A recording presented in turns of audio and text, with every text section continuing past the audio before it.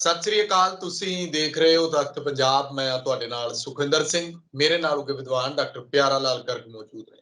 ਸਵਾਗਤ ਹੈ ਤੁਹਾਡਾ ਡਾਕਟਰ ਸਾਹਿਬ। ਸ਼ੁਕਰੀਆ ਜੀ ਸੁਖਿੰਦਰ ਜੀ।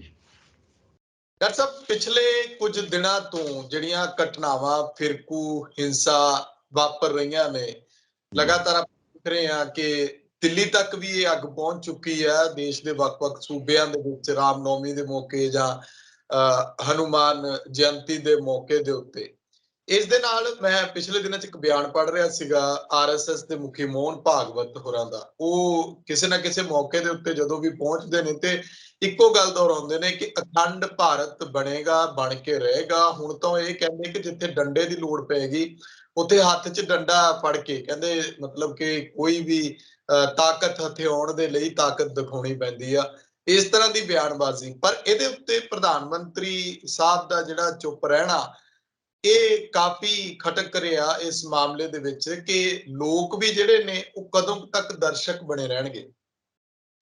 ਦੇਖੋ ਸੁਖਿੰਦਰ ਜੀ, ਤੁਸੀਂ ਬਿਲਕੁਲ ਠੀਕ ਕਿਹਾ ਵੀ RSS ਦਾ ਤਾਂ ਸ਼ੁਰੂ ਤੋਂ ਇਹੀ ਕੰਮ ਹੈ। ਤੇ ਭਗਤ ਜੀ ਨੇ ਪਹਿਲਾਂ ਕਿਹਾ ਸੀ, ਜਦੋਂ ਉਹਨਾਂ ਨੂੰ ਲੱਗਦਾ ਸੀ ਅਜੇ ਸਾਡੀ ਤਾਕਤ ਉਸ ਤਰੀਕੇ ਦੀ ਨਹੀਂ, ਕਹਿੰਦੇ ਸੀ ਜਦ ਤੱਕ ਇੱਥੇ ਇੱਕ ਵੀ ਹਿੰਦੂ ਹੈ ਉਦੋਂ ਤੱਕ ਇਹ ਹਿੰਦੁਸਤਾਨ ਹੈ। ਤੇ ਉਹਦੇ ਵਿੱਚ ਮੈਂ ਕਈ ਵਾਰੀ ਕਹਿੰਦਾ ਸੀ ਵੀ ਜੇ ਫਿਰ ਇੱਥੇ ਇੱਕ ਸਿੱਖ ਹੈ ਤਾਂ ਸਿੱਖਸਤਾਨ ਹੋਊਗਾ, ਇੱਕ ਮੁਸਲਮਾਨ ਹੈ ਤਾਂ ਮੁਸਲਮਾਨ ਹੋ ਸਕਦਾ, ਇੱਕ ਈਸਾਈ ਤਾਂ ਈਸਾਈ ਸਥਾਨ ਹੋ ਸਕਦਾ, ਇੱਕ ਜੈਨ ਹੈ ਤਾਂ ਜੈਨ ਸਥਾਨ, ਬੁੱਧ ਹੈ ਤਾਂ ਬੁੱਧੀ ਸਥਾਨ, ਕੁਛ ਵੀ ਹੋ ਸਕਦਾ, ਇੱਕ ਦਲਿਤ ਹੈ ਤਾਂ ਦਲਿਤ ਸਥਾਨ ਹੋ ਸਕਦਾ।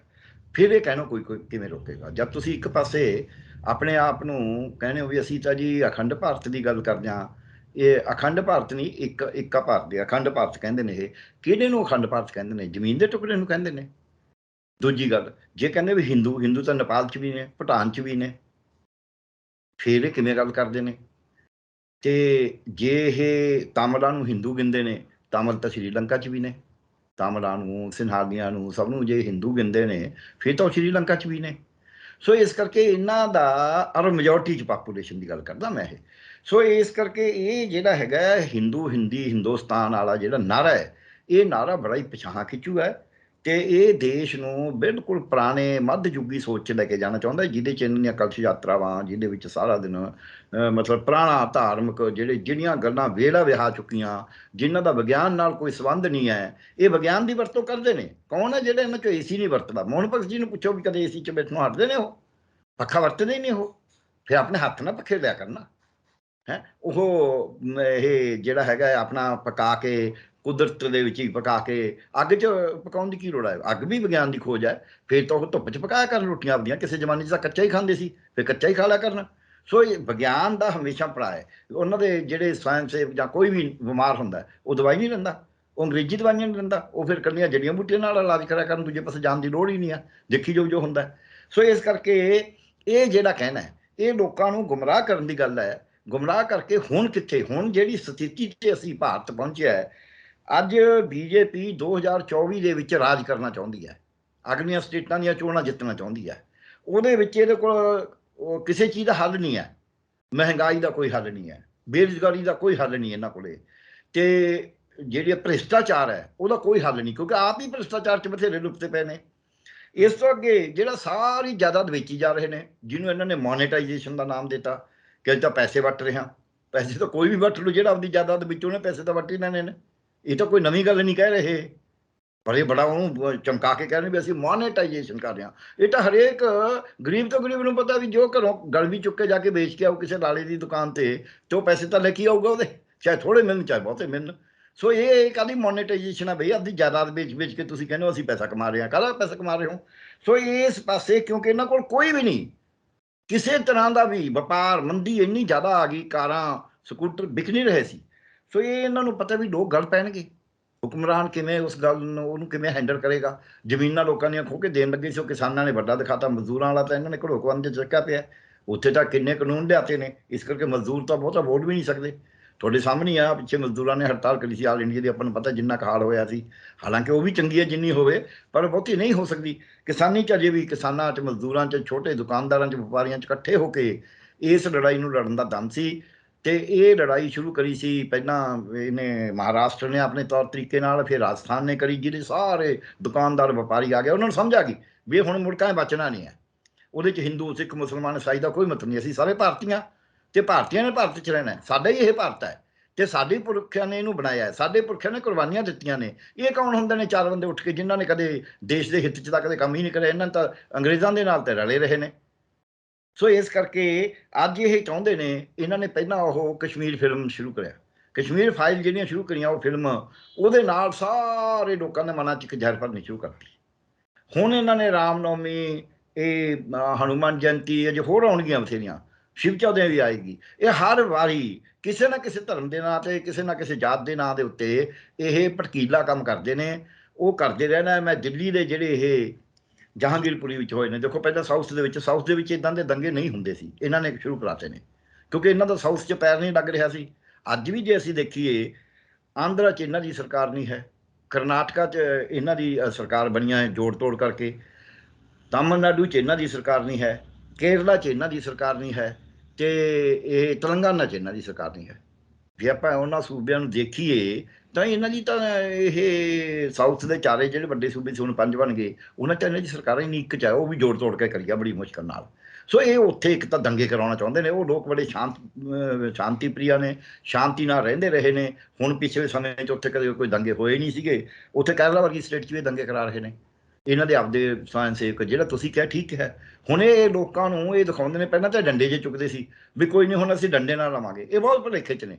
ਇਹਨਾਂ ਨੇ ਕਿਸਾਨਾਂ ਨੂੰ ਵੀ ਇਹੀ ਕਿਹਾ ਸੀ ਵੀ ਕੋਈ ਨਹੀਂ ਤੁਹਾਨੂੰ ਡੰਡੇ ਨਾਲ ਕੁੱਟਾਂਗੇ, ਐਲਾਨ ਕਰਨੇ ਸ਼ੁਰੂ ਕਰਤੇ ਸੀ। ਖੱਟਰ ਸਾਹਿਬ ਨੇ ਐਲਾਨ ਕਰਤਾ ਸੀ ਵੀ ਕੋਈ ਨਹੀਂ ਚੱਕ ਦੋ ਫੱਟੇ, ਫਿਰ ਡੰਡੇ ਚੁੱਕ ਲਏ ਉਹ। ਇਹਨਾਂ ਨੇ ਲਖੀਮਪੁਰ ਖੇੜੀ 'ਚ ਬੰਦੇ ਮਾਰਤੇ, ਫਿਰ ਕੀ ਕਰ ਲਿਆ? ਹਾਲਾਂਕਿ ਪੂਰੀ ਸਰਕਾਰ ਦੀ ਤਾਕਤ ਲਾ ਕੇ ਦੇਸ਼ ਦਾ ਉਪ ਗ੍ਰਹਿ ਮੰਤਰੀ ਜਿਹੜਾ ਹੈ, ਉਹਦਾ ਬੇਟਾ ਉਹ 'ਚ ਇਨਵੋਲਵਡ ਹੈ। ਉਹ ਖੁਦ ਕਹਿੰਦੇ ਨੇ, ਲੋਕ ਤਾਂ ਦੋਸ਼ ਉਹਦੇ ਉੱਤੇ ਵੀ ਲਾਉਂਦੇ ਨੇ। ਇਹਦੇ ਬਾਵਜੂਦ ਇਹ ਓਨਾ ਕੁਛ ਨਹੀਂ ਕਰ ਸਕੇ ਜੋ ਇਹ ਕਰਨਾ ਚਾਹੁੰਦੇ ਸੀਗੇ। ਸੋ ਇਸ ਕਰਕੇ ਇਹਨਾਂ ਨੂੰ ਭੁਲੇਖਾ ਹੈ ਵੀ ਅਸੀਂ ਆਹ ਡੰਡਿਆਂ ਡੁੰਡਿਆਂ ਨਾਲ, ਇਹ ਡੰਡਿਆਂ ਡੁੰਡਿਆਂ ਦਾ ਜ਼ਮਾਨਾ ਅੱਜ ਨਹੀਂ ਰਿਹਾ। ਇਹ ਜ਼ਰੂਰ ਹੈ ਵੀ ਇੱਕ ਦੂਜੇ ਨੂੰ ਖੜਕਾ, ਇਹ ਹੁਣ ਲੋਕਾਂ ਨੂੰ ਮਰਵਾਉਣਾ ਚਾਹੁੰਦੇ ਨੇ। ਪਹਿਲਾਂ ਇਹ ਘੱਟ ਗਿਣਤੀਆਂ ਨੂੰ ਮਰਵਾਉਣਗੇ। ਹੁਣ ਜੇ ਦਿੱਲੀ ਦੇ ਦੰਗਿਆਂ ਦੀ ਤੁਸੀਂ ਕਿਤੇ ਦੇਖੋ, ਮੈਂ ਜੇ ਦੰਗੇ ਨਹੀਂ ਮੈਂ ਇਹਨੂੰ ਕਹਾਂਗਾ, ਦੰਗੇ ਤਾਂ ਬਾਅਦ ਵਿੱਚ ਬੰਨੇ ਨੇ। ਇਹਨਾਂ ਨੇ ਜਲੂਸ ਕੱਢਿਆ ਹਨੂੰਮਾਨ ਜਯੰਤੀ ਦਾ, ਤੁਸੀਂ ਮੰਨੋਗੇ ਪਹਿਲਾਂ ਸਵੇਰੇ ਕੱਢਿਆ, ਤਲਵਾਰਾਂ ਹੱਥਾਂ 'ਚ ਨੇ, ਫਿਰ ਦੁਪਹਿਰੇ ਕੱਢਿਆ, ਫਿਰ ਸ਼ਾਮ ਨੂੰ ਕੱਢਿਆ। ਮੈਂ ਤਾਂ ਕਦੇ 3 ਜਲੂਸ ਤਾਂ ਸੁਣੇ ਨਹੀਂ। ਇੱਕ ਵਾਰੀ ਚਲੋ ਤੁਸੀਂ ਕੱਢ ਲਿਆ, ਠੀਕ ਹੈ, ਫਿਰ ਤਲਵਾਰਾਂ ਘੁਮਾਉਂਦੇ ਗਏ ਨੇ। ਫਿਰ ਉੱਥੇ ਉਹ ਏਰੀਆ ਐਸਾ ਹੈ ਜਿੱਥੇ ਹਿੰਦੂ ਤੇ ਮੁਸਲਮਾਨ ਬੜੇ ਪ੍ਰੇਮ ਨਾਲ ਰਹਿ ਰਹੇ ਨੇ। ਦੁਕਾਨਾਂ ਹਿੰਦੂਆਂ ਦੀਆਂ ਵੀ ਨੇ, ਮੁਸਲਮਾਨਾਂ ਦੁਕਾਨਦਾਰ ਨੇ। ਮੈਂ ਉਹ ਏਰੀਆ ਜਿਹੜਾ ਜਦ ਸੁਣਿਆ, ਮੈਂ ਤਾਂ ਹੈਰਾਨ ਰਹਿ ਗਿਆ ਵੀ ਇੰਨੇ ਪਿਆਰ ਹੈ ਉਹਨਾਂ ਦਾ ਆਪਸ ਵਿੱਚ, कमाल है। एक दुकानदार कहना जी वो चाय मंगाते हैं सामने मियाँ जी तो हमें भेज देते हैं आधी, हम मंगवाते हैं उनको भेज देते हैं। फिर उन्होंने स्पैशली पूछा गया, हिंदू ਜਿਹੜੇ ਦੁਕਾਨਦਾਰ ਸੀ ਉਹਨਾਂ ਨੂੰ ਵੀ ਪੁੱਛਿਆ ਗਿਆ ਕਿ ਵੀ ਤੁਸੀਂ ਦੱਸੋ ਵੀ ਉਹਨਾਂ ਦੇ ਹੱਥਾਂ 'ਚ, ਕਹਿੰਦੇ ਹਾਂਜੀ ਹੈਗੀਆਂ ਸੀ ਤਲਵਾਰਾਂ, ਘੁਮਾਉਂਦੇ ਵੀ ਜਾਂਦੇ ਸੀ। ਕਿਸੇ ਨੇ ਕਿਹਾ ਵੀ ਚਲੋ ਇਹ ਪਤਾ ਨਹੀਂ, ਕੋਈ ਕਹਿੰਦਾ ਜੀ ਬਾਹਰਲਿਆਂ ਦਾ ਕੰਮ ਹੈ, ਬਾਹਰਲਿਆਂ। ਔਰ ਉਹਨਾਂ ਨੇ ਕਿਹਾ ਵੀ ਅਸੀਂ 40 50 ਸਾਲ ਤੋਂ ਇੱਥੇ ਹੈਗੇ ਆ, 45 ਸਾਲ ਤੋਂ ਇੱਥੇ ਕਦੇ ਵੀ ਦੰਗੇ ਨਹੀਂ ਹੋਏ। ਜਿਸ ਏਰੀਆ 'ਚ ਕਦੇ ਵੀ ਦੰਗੇ ਨਹੀਂ ਹੋਏ, ਉਸ ਏਰੀਏ 'ਚ RSS BJP ਨੇ ਦੰਗੇ ਕਰਵਾਏ ਨੇ। ਇਹਨੂੰ ਕੋਈ ਮੰਨੇ ਨਾ ਮੰਨੇ, ਹਮਲਾਵਰ ਕੌਣ ਹੈ, ਹਮਲਾਵਰ ਕੌਣ ਨਹੀਂ, ਹਮਲਾਵਰ ਰੁੱਖ ਹੈ, ਹਮਲਾਵਰ ਸਹੀ ਅਸਲੀ ਤਲਵਾਰ ਕਿਹਨੇ ਪਹਿਲਾਂ ਚਲਾਈ ਇਹ ਨਹੀਂ ਹੁੰਦਾ। ਤੇ ਉਧਰੋਂ ਮੁਸਲਮਾਨਾਂ 'ਚ ਵੀ ਘੱਟ ਰੱਖੇ ਹੋਏ ਨੇ ਇਹਨਾਂ ਨੇ, ਜਿਹੜੀ ਜਮਾਤ ਇਸਲਾਮੀ ਹੋ ਰਹੇ ਜੇ, ਇਹਨਾਂ ਨੇ ਅੱਤਵਾਦੀ ਸੰਗਠਨ ਪਾਲੇ ਹੋਏ ਨੇ, ਸਟੇਟ ਨੇ ਆਪ ਪਾਲੇ ਹੋਏ ਨੇ। ਈਵਨ ਆ ਜਿਵੇਂ ਖਾਲਿਸਤਾਨੀ ਕਈ ਪਾਲੇ ਹੋਏ ਨੇ ਇਸ ਤਰ੍ਹਾਂ ਹੀ, ਉਹ ਜਿੱਦਾਂ ਦਿਲ ਕਰਦਾ ਉਹਦੇ ਦਾ ਬਿਆਨ ਦਵਾ ਦਿੰਦੇ ਨੇ। ਆਪਾਂ ਦੇਖੇ ਸੀ ਜਿੱਦੇ ਮੋਦੀ ਜੀ ਨੇ ਉਹਦੇ ਬਿਆਨ ਦਿੱਤਾ ਕਿ ਮੈਂ ਤਾਂ ਬਚ ਕੇ ਜਾ ਰਿਹਾ, ਤੇ ਉਹ ਬਿਆਨ ਫਾਦ ਹੋ ਗਿਆ। ਤੇ 5-6 ਦਿਨਾਂ ਬਾਅਦ ਉਹ ਪੰਨੂ ਸਾਹਿਬ ਦਾ ਬਿਆਨ ਆ ਗਿਆ ਉੱਥੋਂ ਕਿ ਅਸੀਂ ਤਾਂ ਮੋਦੀ ਸਾਹਿਬ ਨੂੰ ਮਾਰਨਾ ਸੀ। ਉਹ ਕਿਉਂ ਦਵਾਇਆ ਗਿਆ? ਉਹ ਦਵਾਇਆ ਇਸ ਕਰਕੇ ਗਿਆ ਵੀ ਮੋਦੀ ਸਾਹਿਬ ਦੀ ਜਾਨ ਨੂੰ ਭਾਈ ਬੜਾ ਖਤਰਾ ਹੈ ਪੰਜਾਬ ਦੇ ਵਿੱਚ, ਨਹੀਂ ਤਾਂ ਉਹ ਬਿਆਨ ਦੇਣ ਦਾ ਕੋਈ ਮਤਲਬ ਨਹੀਂ ਸੀ। ਹੈ ਖਾਲਿਸਤਾਨ ਦਾ ਝੰਡਾ ਚੜਾ ਦੋ, ਜੋ ਮੋਗੇ ਚੜਵਾਤਾ, ਫਿਰ ਕੀ ਨਿਕਲਿਆ? ਉਹ ਬੱਚੇ ਵਿਚਾਰੇ ਅੰਦਰ ਤੇ ਹੋਆ। ਬਾਹਰ ਬੈਠ ਕੇ ਗੱਲਾਂ ਕਰਨੀਆਂ ਬੜੀਆਂ ਸੌਖੀਆਂ ਵੀ ਤੁਹਾਨੂੰ ਪੈਸੇ ਦੇ ਦਾਂਗੇ ਜੀ। ਅੱਜ ਕੱਲ੍ਹ ਕਿਉਂਕਿ ਇਹਨਾਂ ਨੇ ਬੇਰੁਜ਼ਗਾਰੀ, ਇਹਨਾਂ ਦੀ ਮਨੂ ਸਿਮਰਤੀ, ਇਹਨਾਂ ਦੇ ਸਾਰੀ ਚਾਣਕਿਆ ਨੀਤੀ ਇਹ ਕਹਿੰਦੀ ਹੈ ਵੀ ਬੰਦੇ ਨੂੰ ਇੰਨਾ ਭੁੱਖਾ ਮਾਰੋ ਕਿ ਉਹ ਤੁਹਾਡਾ ਗੁਲਾਮ ਬਣ ਜੇ ਤੇ 4 ਪੈਸਿਆਂ ਵਾਸਤੇ ਤੁਹਾਡੇ ਕਹੇ ਤੋਂ ਕੁਝ ਵੀ ਕਰਨ ਨੂੰ ਤਿਆਰ ਹੋ ਜੇ, ਆਪਦੀ ਅਣਖ ਵੇਚ ਦੇ। ਅੱਜ ਇਹ ਲੋਕਾਂ ਦੀ ਅਣਖ ਖਰੀਦ ਰਹੇ ਨੇ, ਅਣਖ ਮਾਰ ਰਹੇ ਨੇ। ਤੇ ਜੇ ਅਣਖ ਮਾਰ ਕੇ ਕਿਸੇ ਨੇ ਜੀਣਾ ਹੋਵੇ ਫਿਰ ਤਾਂ ਉਹਨੂੰ ਆਪਾਂ ਰੋਕ ਨਹੀਂ ਸਕਦੇ, ਫਿਰ ਤਾਂ ਕੀੜੇ ਮਕੌੜੇ ਵੀ ਜੀਂਦੇ ਨੇ। ਤੇ ਇਹ ਹਿੰਦੂਆਂ ਦੀ ਵੀ ਅਣਖ। ਮੈਂ ਬੇਨਤੀ ਇਹ ਕਰਦਾ ਵੀ ਅੱਜ ਇੱਕ ਤਾਂ ਗੱਲ ਹੈ, ਸਾਰੇ ਹਿੰਦੂਆਂ ਨੂੰ, ਕਿਹੜਾ ਜਿਹੜਾ ਹਿੰਦੂ ਹੈ ਜਿਹੜਾ ਅੱਜ ਵਿਗਿਆਨ ਦੀਆਂ ਲੱਭਤਾਂ ਨੂੰ ਵਰਤ ਨਹੀਂ ਰਿਹਾ, ਚਾਹੇ ਉਹ ਟਰਾਂਸਪੋਰਟ 'ਚ ਨੇ, ਚਾਹੇ ਉਹ ਘਰ ਬਣਾਉਣ 'ਚ ਨੇ, ਚਾਹੇ ਕੱਪੜੇ ਪਾਉਣ 'ਚ ਨੇ, ਚਾਹੇ ਉਹ ਖਾਣ ਪੀਣ 'ਚ ਨੇ, ਚਾਹੇ ਉਹ ਪੜ੍ਹਾਈ ਲਿਖਾਈ 'ਚ ਨੇ, ਚਾਹੇ ਉਹ ਇਲਾਜ ਕਰਾਉਣ 'ਚ ਨੇ, ਚਾਹੇ ਉਹ ਜਾਣ ਆਉਣ 'ਚ ਨੇ, ਚਾਹੇ ਉਹ ਆਪਦੇ ਵਪਾਰ 'ਚ ਹੈ। ਉਹ ਕੋਈ ਦੱਸੇ ਵੀ ਭਾਈ ਮੈਂ ਤਾਂ ਐਨ ਪੂਰਾ ਮੱਧਯੁਗੀ ਯੁੱਗ ਵਾਲਾ ਹਿਸਾਬ ਹੀ ਕਰ ਰਿਹਾ। ਇਹਦਾ ਮਤਲਬ ਤਰੱਕੀ ਤਾਂ ਵਿਗਿਆਨ ਨਾਲ ਹੋਈ ਹੈ। ਜੇ ਵਿਗਿਆਨ ਨਾਲ ਤਰੱਕੀ ਹੋਈ ਹੈ ਤੇ ਅਸੀਂ ਮੰਤਰਾਂ ਨਾਲ ਥੋੜ੍ਹਾ ਜਿੱਤਾਂਗੇ। ਠੀਕ ਹੈ, ਤੁਸੀਂ ਆਪਦੇ ਵਿਆਹ ਸ਼ਾਦੀਆਂ 'ਚ ਕਰੋ ਮੰਤਰ, ਮਰਗਤ ਤੇ ਕਰੋ, ਆਪਦੇ ਸਮਾਜਿਕ ਧਾਰਮਿਕ ਕੰਮਾਂ ਦੇ ਵਿੱਚ ਆਪਦੇ ਮੰਤਰ ਪੜ੍ਹੋ, ਜਾਪ ਕਰੋ, ਅਰਦਾਸਾਂ ਕਰੋ, ਆਰਤੀਆਂ ਕਰੋ, ਠੀਕ ਹੈ, ਤੁਹਾਡਾ ਹੱਕ ਹੈ। ਔਰ ਸਾਰੇ ਕਰਦੇ ਨੇ, ਜਿਹੜੇ ਨਹੀਂ ਵੀ ਮੰਨਦੇ ਧਰਮ ਨੂੰ ਨਾ ਉਹ ਵੀ ਕਰਦੇ ਨੇ। ਉਹ ਕੋਈ ਗੱਲ ਨਹੀਂ, ਅਗਲੇ ਦੇ ਆਪਦਾ ਤੌਰ ਤਰੀਕਾ। ਤੁਸੀਂ ਘਰਾਂ 'ਚੋਂ ਬਾਹਰ ਨਹੀਂ ਨਿਕਲ ਸਕਦੇ, ਘਰ ਦੇ ਲੋਕ ਨੇ, ਉਹਨਾਂ ਨੇ ਜੇ ਆਰਤੀ ਕਰਨੀ ਤਾਂ ਤੁਹਾਨੂੰ ਸ਼ਾਮਲ ਹੀ ਹੋਣਾ ਪਏਗਾ ਵਿੱਚ। ਜੇ ਨਹੀਂ ਹੁੰਦੇ ਤਾਂ ਬੁਰਾ ਲੱਗੋਗੇ ਤੁਸੀਂ। ਤੇ ਉਹ ਵੀ ਆਪਾਂ ਕਿੰਨੇ ਸਮਾਗਮਾਂ 'ਚ ਜਾਂਦੇ ਹਾਂ ਜਿੱਥੇ ਜਿਹੋ ਜਿਹਾ ਕਹਿੰਦੇ, ਜਿਹੋ ਜਿਹਾ ਦੇਸ਼ ਤੇਹੋ ਜਿਹਾ ਵੇਸ। ਤੇ ਜਿਹੋ ਜਿਹੇ ਆਪਾਂ ਜੇ ਗੁਰਦੁਆਰੇ ਜਾਵਾਂਗੇ ਤਾਂ ਸਿਰ ਢੱਕ ਕੇ ਚਲੇ ਜਾਂਦੇ ਹਾਂ, ਮੰਦਿਰ ਜਾਂਦੇ ਆਪਾਂ ਕਈ ਵਾਰ ਸਿਰ ਢੱਕਣ ਦੀ ਕੋਈ ਨਹੀਂ ਸੋਚਦੇ। ਹਾਲਾਂਕਿ ਜਿਹੜਾ ਬੰਦਾ ਉੱਥੇ ਬੈਠਦਾ ਉਹ ਸਿਰ ਢੱਕਣ ਦੀ ਵਜ੍ਹਾ ਸਿਰ 'ਤੇ ਹੱਥ ਰੱਖ ਕੇ ਟਿੱਕਾ ਲਵਾਉਂਦਾ ਕਈ ਵਾਰੀ, ਨਹੀਂ ਤਾਂ ਰੁਮਾਲ ਵੀ ਰੱਖ ਲੈਂਦਾ। ਐ ਨਹੀਂ ਵੀ ਉਹ ਹਿੰਦੂ ਸਿਰ ਨਹੀਂ ਢੱਕਦੇ, ਢੱਕਦੇ ਨੇ ਕਈ। ਪਰ ਗੁਰਦੁਆਰੇ 'ਚ ਢੱਕਣਾ ਜਿਹੜਾ ਹੈਗਾ ਇੱਕ ਪੂਰੀ ਉਹ ਸੰਸਕਾਰ ਦਾ ਹਿੱਸਾ ਹੈ, ਉਹਨਾਂ ਦੀ ਮਰਿਆਦਾ ਦਾ ਹਿੱਸਾ ਹੈ। ਮੰਦਿਰ ਦੇ ਵਿੱਚ ਢੱਕਣਾ ਜਾਂ ਨਾ ਢੱਕਣਾ ਮਰਜ਼ੀ ਹੈ।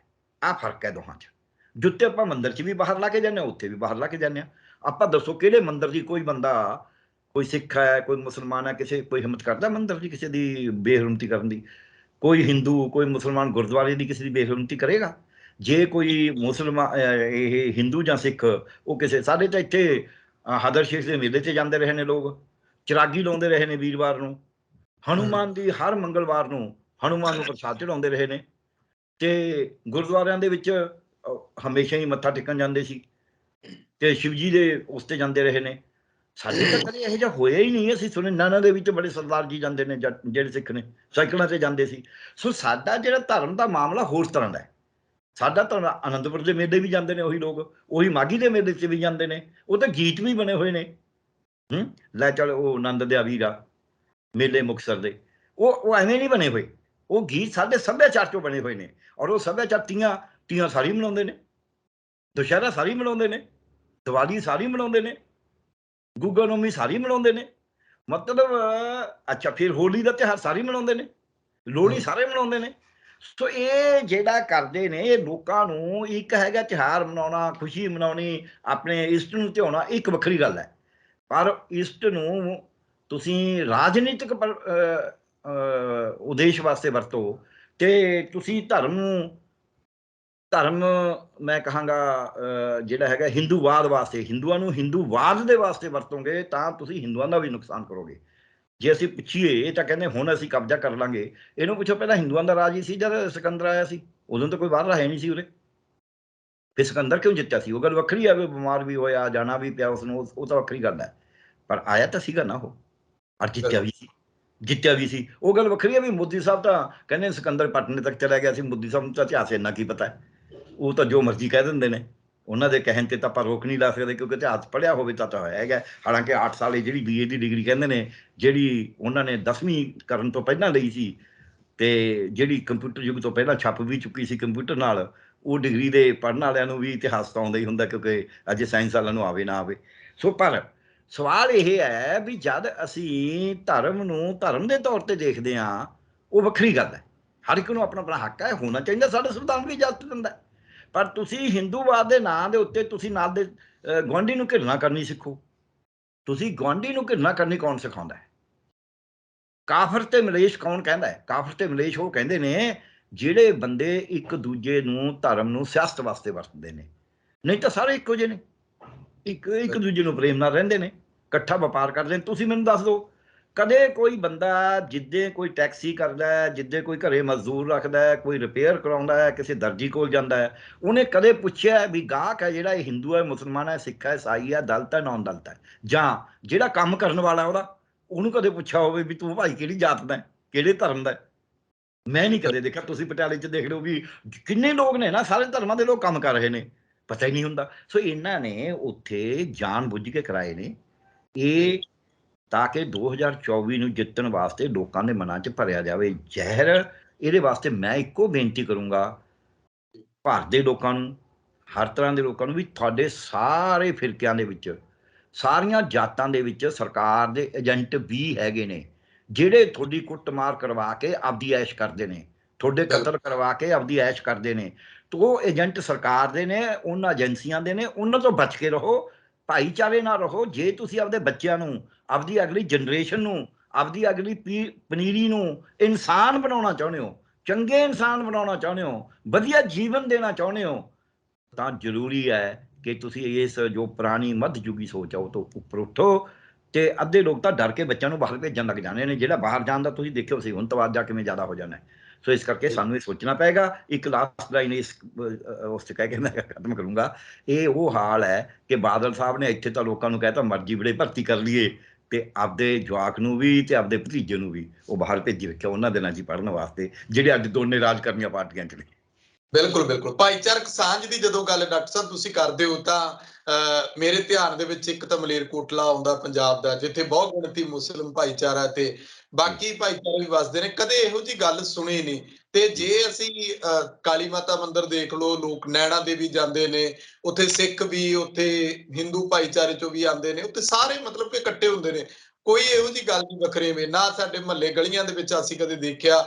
ਵੱਖੋ ਵੱਖਰੇ ਫਿਰਕੇ ਦੇ ਲੋਕ ਨੇ, ਨਾ ਕਦੇ ਇਹੋ ਜੀ ਗੱਲ। ਇੱਥੇ ਮਜ਼ਾਰ ਤੇ ਵੀ ਲੋਕ ਜਾਂਦੇ ਨੇ ਮੱਥਾ ਟੇਕਣ, ਇਹ ਸਾਰਾ ਕੁਝ ਆ।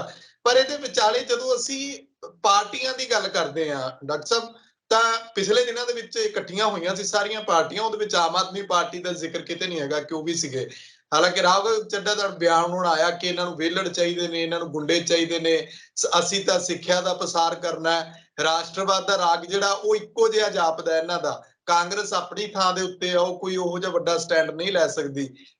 ਰਹੀ ਗੱਲ ਉਧਰ ਸ਼ਿਵ ਸੈਨਾ ਦੀ, ਉਹ ਵੀ ਤੇ ਇਸੇ ਤਰੀਕੇ ਦੇ ਨਾਲ ਉਹਨਾਂ ਦਾ ਆਪਣਾ ਏਜੰਡਾ, ਪਰ ਉਹ ਆਪਣੇ ਢੰਗ ਦੇ ਨਾਲ ਹਿੰਦੂ ਏਜੰਡੇ ਉੱਤੇ ਕੰਮ ਕਰਦੇ ਨੇ। ਉਹ ਇਹਨਾਂ ਵਾਂਗੂ ਨਹੀਂ ਕਰਦੇ। ਪਰ ਉਹ ਆਵਾਜ਼ ਜਿਹੜੀ ਨਿਕਲਣੀ ਚਾਹੀਦੀ ਹੈ, ਸਾਰੀਆਂ ਸਿਆਸੀ ਪਾਰਟੀਆਂ ਇੱਕ ਮੰਚ ਤੇ ਹੋਣ।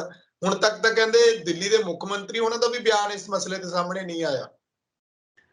ਨਹੀਂ, ਹੁਣ ਦਿੱਲੀ ਦੇ ਮੁੱਖ ਮੰਤਰੀ ਹੋਰ ਤਰ੍ਹਾਂ ਦਾ ਬਿਆਨ ਹੈ, ਮਸਲੇ 'ਚ ਆਉਣ ਵਾਲਾ ਤਾਂ ਨਹੀਂ ਆਇਆ। ਪਰ ਇਹ ਜ਼ਰੂਰ ਆਇਆ ਵੀ ਇਹਨਾਂ ਨੇ ਮੇਰੇ 'ਤੇ ਹਮਲਾ ਕਰਾਇਆ ਸੀ। ਜਦ ਜਿਨ੍ਹਾਂ ਨੇ ਹਮਲਾ ਕਰਿਆ ਸੀ ਉਹਨਾਂ ਦੇ ਜਦ ਸਰੋਪੇ ਪਾਉਣਗੇ, ਉਹ ਸਰੋਪੇ ਪਾਏ ਨਾ ਇਹਨਾਂ ਨੇ, ਜਿਨ੍ਹਾਂ ਨੇ ਕੇਜਰੀਵਾਲ ਦੇ ਘਰੇ ਪਥਰਾ ਪਥਰੂ ਕਰਿਆ ਸੀ, ਵੀ ਫਿਰ ਇਹ ਨਤੀਜਾ ਨਿਕਲਣਾ ਸੀ ਜਿਹੋ ਜਿਹਾ ਇਹ ਕਰ ਰਹੇ ਨੇ, ਵੀ ਇਹਨਾਂ ਦੇ ਆਪਦੇ ਕਰ ਰਹੇ ਨੇ। ਪਰ ਇਹ ਗੱਲ ਠੀਕ ਹੈ ਤੁਸੀਂ ਕਿਹਾ ਵੀ ਜਿਹੜੀ ਆਮ ਆਦਮੀ ਪਾਰਟੀ ਹੈ ਉਹ ਤਾਂ ਉਹਨਾਂ ਨੇ ਸਪਸ਼ਟ ਕਹਿਤਾ ਸੀ। ਹੁਣ ਕਿਵੇਂ ਹਨੂੰਮਾਨ ਜਯੰਤੀ ਦੇ ਉੱਤੇ ਹੋਏ ਦੰਗਿਆਂ 'ਤੇ ਉਹ ਬੋਲਣਗੇ? ਉਹਦੇ ਨਾਲ ਕਹਿੰਦੇ ਸੀ ਵੀ ਜੇ ਤੁਸੀਂ ਰਾਮ ਭਗਤ ਹੋ ਅਸੀਂ ਹਨੂੰਮਾਨ ਭਗਤ ਹਾਂ। ਤਾਂ ਹਨੂੰਮਾਨ ਭਗਤ ਕਹਿੰਦੇ ਨੇ ਆਪਦੇ ਆਪ ਨੂੰ। ਸੋ ਉਹ ਤਾਂ ਜਦ ਸ਼ਹੀਨ ਬਾਗ ਤੇ ਨਹੀਂ ਬੋਲੇ। ਪਰ ਇਹਦਾ ਮਤਲਬ ਇਹ ਨਹੀਂ ਹੈ ਵੀ ਜੇ ਆਮ ਆਦਮੀ ਪਾਰਟੀ ਨਹੀਂ ਬੋਲਦੀ ਤੇ ਬੀਜੇਪੀ ਨਹੀਂ ਬੋਲਦੀ, ਹੋਰ ਕੋਈ ਬਿਲਕੁਲ ਨਹੀਂ ਬੋਲਦਾ। ਇਹ ਠੀਕ ਹੈ, ਆਵਾਜ਼ ਕਮਜ਼ੋਰ ਹੈ, ਤੁਸੀਂ ਸਹੀ ਕਿਹਾ ਹੈ। ਕਾਂਗਰਸ ਨੇ ਕੋਸ਼ਿਸ਼ ਕਰੀ ਹੈ, ਬਾਕੀ ਪਾਰਟੀਆਂ ਨੇ ਕੋਸ਼ਿਸ਼ ਕਰੀ ਹੈ, 13 ਪਾਰਟੀਆਂ ਨੇ ਇਕੱਠੇ ਹੋ ਕੇ ਪ੍ਰਧਾਨ ਮੰਤਰੀ ਨੂੰ, ਰਾਸ਼ਟਰਪਤੀ ਜੀ ਨੂੰ ਬੇਨਤੀ ਕਰੀ ਹੈ ਕਿ ਇਹਦੇ ਉੱਤੇ ਤੁਸੀਂ ਕਰੋ, ਇਹ ਨਾ ਫੈਲਣ ਦਿਓ। ਰਾਮਨਵਮੀ ਵਾਲੇ ਇਸ਼ੂ 'ਤੇ ਜਹਾਂਗੀਰ ਵਾਲਾ ਤਾਂ ਹੁਣ ਕੱਲ੍ਹ ਹੋਇਆ, ਜਹਾਂਗੀਰਪੁਰੀ ਵਾਲਾ ਤਾਂ ਇਹ ਜੇ ਇਕੱਠੀਆਂ ਹੋ ਕੇ ਗੱਲ ਕਰੀ ਹੈ 13 ਪਾਰਟੀਆਂ ਨੇ, ਹੋਰ ਵੀ ਹੋ ਜਾਣਗੀਆਂ। ਤੁਸੀਂ ਦੇਖੋ, ਮੈਨੂੰ ਐਵੇਂ ਹੀ ਭੁਲੇਖਾ ਜਿਹਾ ਲੱਗਦਾ ਸੀ। ਮੈਂ ਦੇਖ ਰਿਹਾ ਸੀ ਵੀ ਸਾਊਥ ਦੇ ਵਿੱਚ ਤਾਂ ਇਹਨਾਂ ਦਾ ਰਾਜ ਹੀ ਇਕੱਲਾ ਕਰਨਾਟਕਾ। ਸ਼ਾਇਦ ਮੈਂ ਹੁਣੀ ਵੀ ਗੱਲ ਕਰਕੇ ਹਟਿਆ ਤੁਹਾਡੇ ਨਾਲ ਵੀ ਕਰਨਾਟਕਾ 'ਚ ਹੀ ਹੈ। ਉਦੋਂ ਅੱਗੇ ਜੇ ਆਪਾਂ ਦੇਖੀਏ, ਜੇ ਪਾਰਟੀਆਂ ਕੋਸ਼ਿਸ਼ ਕਰਨ, ਛੱਤੀਸਗੜ੍ਹ ਦੇ ਵਿੱਚ ਕਾਂਗਰਸ ਦੀ ਸਰਕਾਰ ਹੈ, ਉਸ ਤੋਂ ਅੱਗੇ ਰਾਜਸਥਾਨ 'ਚ ਕਾਂਗਰਸ ਦੀ ਸਰਕਾਰ ਹੈ। ਉਹ ਜੇ ਆਂਧਰਾ ਦੇ ਦੋਨੇ ਹਿੱਸੇ ਨੇ ਜਿਹੜੇ, ਉਹਨਾਂ 'ਚ ਵੀ ਇਹਨਾਂ ਦੀ ਸਰਕਾਰ ਨਹੀਂ। ਬਿਜੂ ਪਟਨਾਇਕ ਦੀ, ਉੱਥੇ ਨਵੀਨ ਪਟਨਾਇਕ ਦੀ ਸਰਕਾਰ ਵੀ ਉੜੀਸਾ 'ਚ ਇਹਨਾਂ ਦੀ ਨਹੀਂ ਹੈ ਉਸ ਤਰੀਕੇ ਨਾਲ। ਤੇ ਜਿਹੜੀ ਆਪਣੀ ਮਮਤਾ ਬੈਨਰਜੀ ਦੀ ਸਰਕਾਰ ਵੀ ਨਹੀਂ ਹੈ। ਸੋ ਪੰਜਾਬ ਦੇ ਵਿੱਚ ਵੀ ਪ੍ਰੈਕਟੀਕਲੀ, ਔਰ ਦਿੱਲੀ 'ਚ ਵੀ ਚਾਹੇ ਆਪ ਪਾਰਟੀ ਦੀ ਹੈ ਤਾਂ ਇਹਨੂੰ ਤਾਂ ਵੱਖਰੀ ਪਾਰਟੀ ਦੀ ਸਰਕਾਰ। ਸੋ ਇਹਨਾਂ ਨੂੰ ਜੇ ਆਪਾਂ ਗਿਣੀਏ ਤਾਂ ਬਹੁਤ ਸਾਰੀਆਂ ਗਿਣਤੀ 'ਚ ਨੇ, ਸਰਕਾਰਾਂ ਦੇ ਤੌਰ 'ਤੇ ਵੀ ਔਰ ਗਿਣਾਤਮਕ ਤੌਰ 'ਤੇ ਵੀ, ਭੂਖੰਡ ਦੇ ਤੌਰ 'ਤੇ, ਵੋਟਰਾਂ ਦੀ ਗਿਣਤੀ ਦੇ ਤੌਰ 'ਤੇ, ਐਮਐਲਏ ਐਮਪੀਆਂ ਦੀ ਗਿਣਤੀ ਦੇ ਤੌਰ 'ਤੇ, ਐਮਐਲਏ ਦੀ ਗਿਣਤੀ ਦੇ ਤੌਰ 'ਤੇ ਸਪੈਸ਼ਲੀ। ਤੇ ਇਹਨਾਂ ਸਾਰੀਆਂ ਨੂੰ ਜੇ ਆਪਾਂ ਰਲਾਵਾਂਗੇ ਤਾਂ ਕਾਫੀ ਵੱਡੀ ਇਹਨਾਂ ਦੀ ਗਿਣਤੀ ਹੈਗੀ ਹੈ। ਤੇ ਉਹ ਜਿਹੜੀ ਗਿਣਤੀ ਹੈ, ਉਹ ਗਿਣਤੀ ਨੂੰ ਇਕੱਠੇ ਹੋ ਕੇ ਕਿਸੇ ਨਾ ਕਿਸੇ ਤਰ੍ਹਾਂ, ਸਹੀ ਕਿਹਾ ਤੁਸੀਂ ਵੀ ਸਿਆਸੀ ਪਾਰਟੀਆਂ ਨੂੰ ਇਹ ਕੁਛ ਨਾ ਕੁਛ ਕਰਨਾ ਪਏਗਾ, ਕਿਉਂਕਿ ਹੋਰ ਕੋਈ ਤਰੀਕਾ ਨਹੀਂ ਹੈ। ਧਰਮ ਤੋਂ ਉੱਪਰ ਉੱਠ ਕੇ ਗੱਲ ਕਰਨੀ ਪਏਗੀ, ਕਿਉਂਕਿ ਅਸੀਂ ਦੇਸ਼ ਦੇ ਨਾਗਰਿਕ ਹਾਂ। ਅਸੀਂ ਜਿਹੜਾ ਮਰਜ਼ੀ ਧਰਮ ਮੰਨੀਏ, ਜਿਹੜਾ ਮਰਜ਼ੀ ਸਾਡਾ ਪੂਜਾ ਪੱਤੀ ਦਾ ਤਰੀਕਾ ਹੋਵੇ, ਜਿਹੜਾ ਮਰਜ਼ੀ ਸਾਡਾ ਵਿਸ਼ਵਾਸ ਹੋਵੇ, ਪਰ ਅਸੀਂ ਭਾਰਤੀ ਨਾਗਰਿਕ ਹਾਂ ਪਹਿਲਾਂ।